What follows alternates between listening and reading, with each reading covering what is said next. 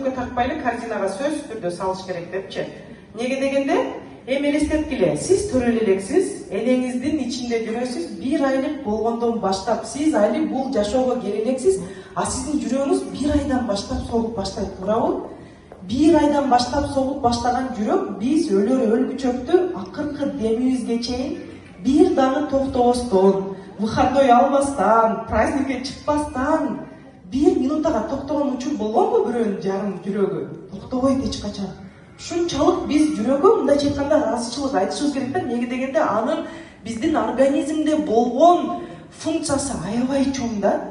Бул билинбеген абалда сиз азыр тойлоп жүрөсүзбү, могул жерде конференцияда отурасызбы, бирөөгө кыжалат болуп атасызбы, ал өзүнүн функциясын бир дагы минутага токтотпостон аткарып жатат да.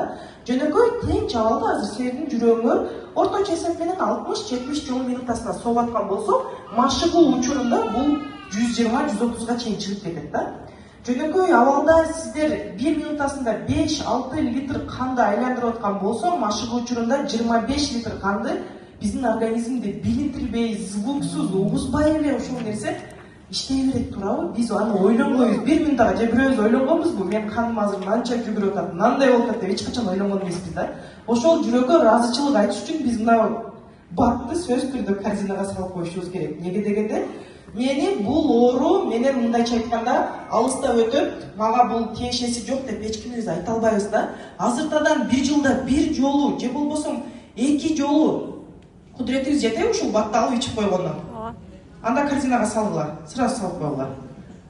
Жок дегенде ата-энеңерге алып бересиңер. Болуптур, мен жашмын, мен 25темен, Лилия картагын айтып атат десеңиздер, ата-энеңизге алып бериңиз, апаңыз менен атаңызга сөз түрдө алып берип коюңуздар да.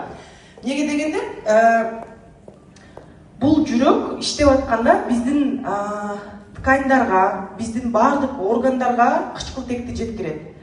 Бул биздин органдарга баардык